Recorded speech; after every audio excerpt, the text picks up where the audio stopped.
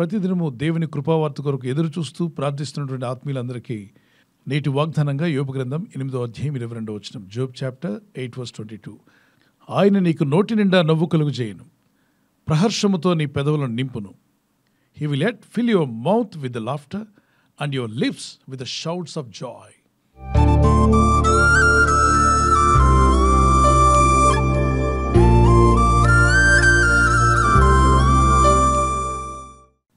మీ నోటి నిండా నవ్వుంచేదనన్నాడు.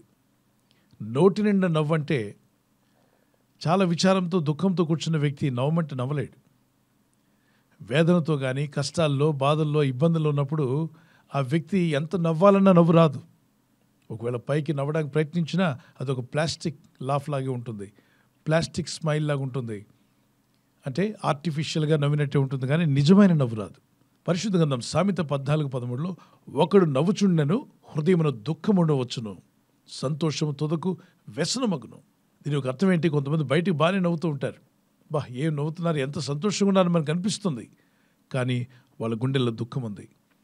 ఈ దుఃఖాన్ని దేవుడే చూడగలడు. మనుషులు ఏం చూడగలరు? మనుషులు మనిషి ముఖాన్ని చూసి కొన్ని విషయాలు తెలుసుకోవడానికి ప్రయత్నం చేస్తారు, కానీ దేవుడైతే నీ హృదయాన్ని చూస్తాడు. 1 Samuel chapter 16:7, 1 Samuel 16:7 అయితే యెహోవా సమూయేలుతో ఇలాగూ సెలవిచ్చెను, అతని రూపమును అతని ఎత్తును లక్ష్య పెట్టకము, మనుషులు లక్ష్యపెట్టు వాటిని యెహోవా లక్ష్య పెట్టడు. నేను అతను త్రోసివేసి ఉన్నాను, మనుషులు పైరూపమును లక్ష్య పెట్టుదురు కానీ యెహోవా హృదయమును లక్ష్య పెట్టును. మనుషులట పైరూపాన్ని చూస్తారు, ముఖాన్ని, మీరు వేసుకున్న వస్త్రాలు చూస్తుంటారు వాళ్ళు మనుషులు.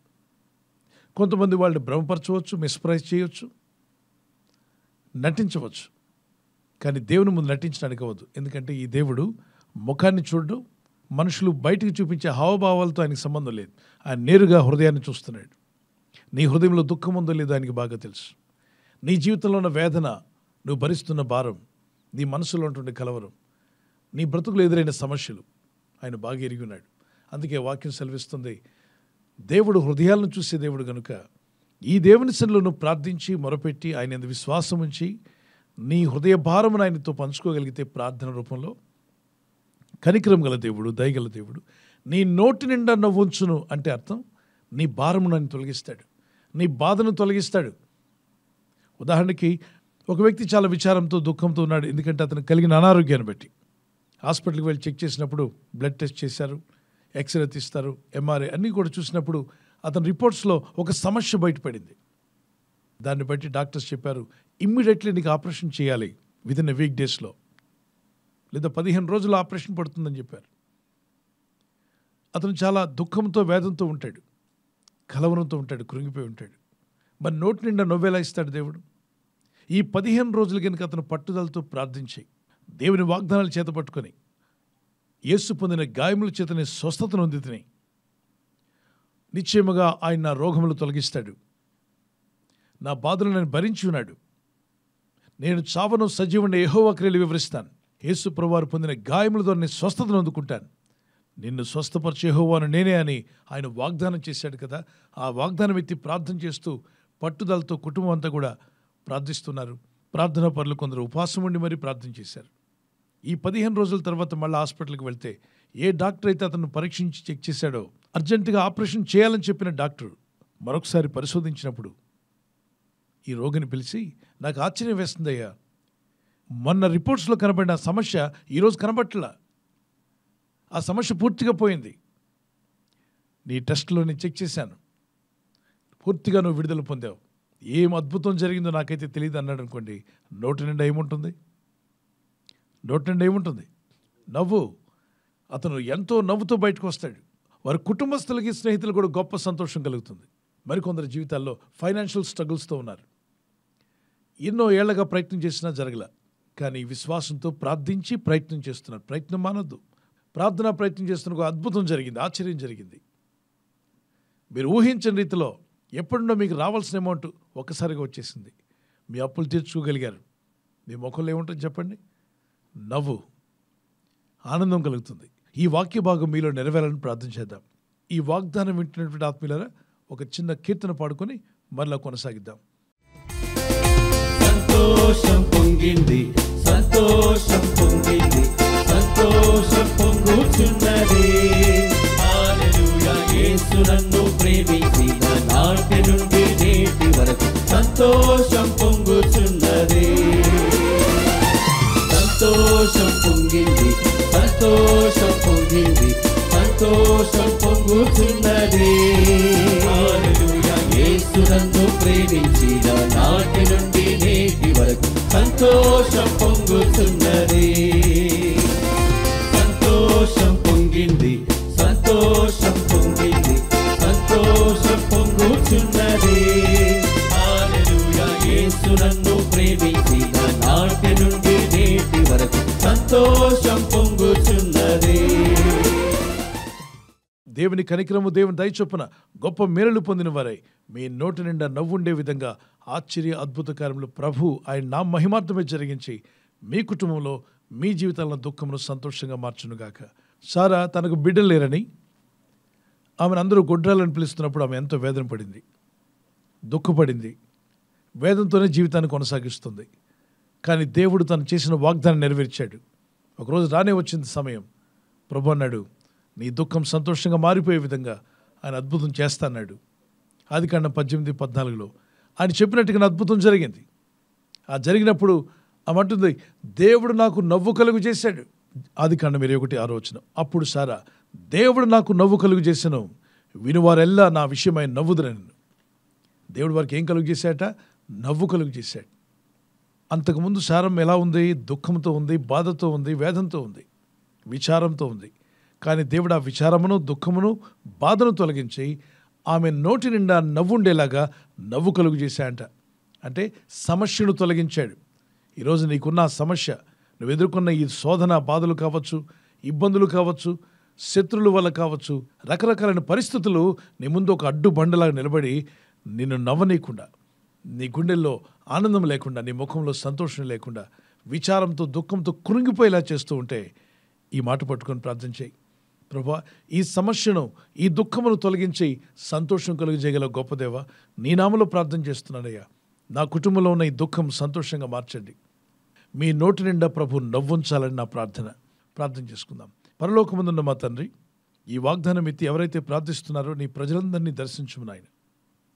అవును ప్రభా, మా దుఃఖమును ఎరిగిన దేవుడు, మా హృదయ రహస్యాలు ఎరిగినవాడు, ప్రతి ఒక్కరి యొక్క అంతరంగాన్ని ఎరిగినవాడు.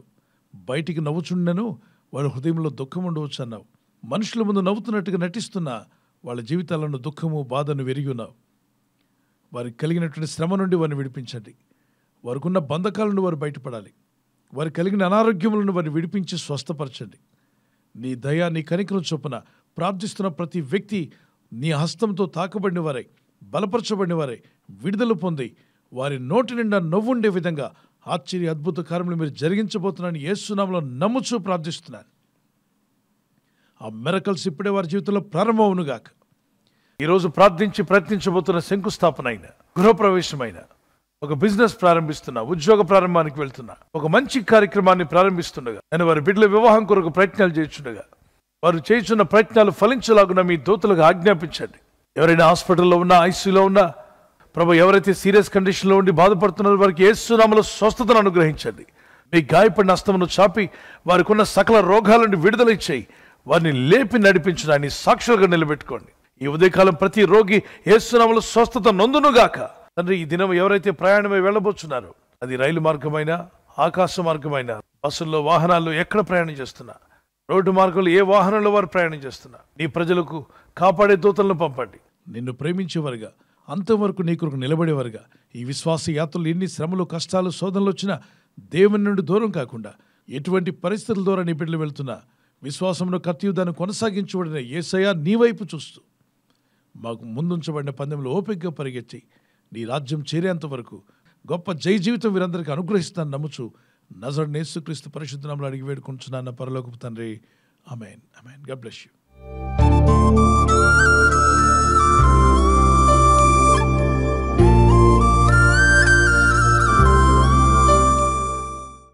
బర్త్డే జరుపుకునే వారికి మరొక వాగ్దానము.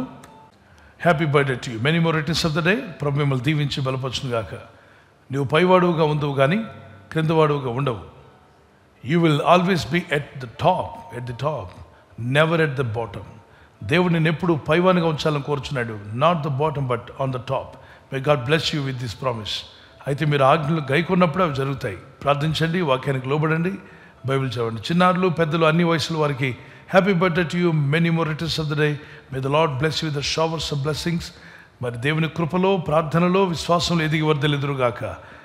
God bless you. We are praying for you. Happy anniversary.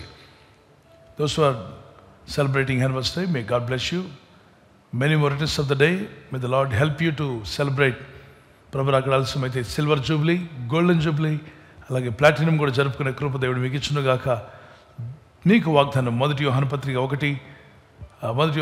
2వ అధ్యాయం 17వ వచనం. 1 John chapter 2 verse 17. దేవుని చిత్తంను జరిగించేవాడు నిరంతరము నిలుచును. దేవుని చిత్తం జరిగించేవాడు నిరంతరము నిలుస్తాడు. The man who does the will of God lives for ever. మరి ఎల్లప్పుడూ జీవించాలనుకున్నట్లయితే దేవుని చిత్తాన్ని నెరవేర్చే భార్యగా, భర్తగా మీరు ఉండండి. భార్య భర్తకు లోబడాలి, భర్త భార్యను ప్రేమించాలి. మీ ఇద్దరు ఐక్యత కలిగి ఉండడం వల్ల మీ కుటుంబం దీవించబడుతుంది, మీ ఇల్లు దీవించబడుతుంది. దేవునికి ఆనందం, మీకు సంతోషం. God bless you. మీ దాంపత్య జీవితంలో దేవుడు కృపనిచ్చి, బలపరిచి, సమాధానంతో నడిపించునుగాక. ఆమేన్. విడిపోయిన భార్య భర్తలు ఉంటే కలపబడుదురుగాక, సమాధానం కలుగునుగాక. ఆమేన్. ఈ ఛానల్ను మీరు సబ్స్క్రైబ్ చేసుకోవడం వలన 2 పనులు జరుగుతున్నాయి. ఒకటి, సువార్త జరుగుతున్నది, ఆత్మలు రక్షించబడుతున్నాయి. రెండవది, పేదలకు, అనాథలకు ఈ ఛానల్ ద్వారా సహకారం అందించడం జరుగుతుంది. మనం సబ్స్క్రైబ్ చేసుకోవడం వలన అందరికీ సహాయం చేసిన వారమవుతున్నాం. ఖచ్చితంగా ఈ యూట్యూబ్ ఛానల్ ను సబ్స్క్రైబ్ చేసుకొని బెల్ బటన్ ను క్లిక్ చేయండి. మీకు వెంటనే మెసేజెస్ పంపబడతాయి.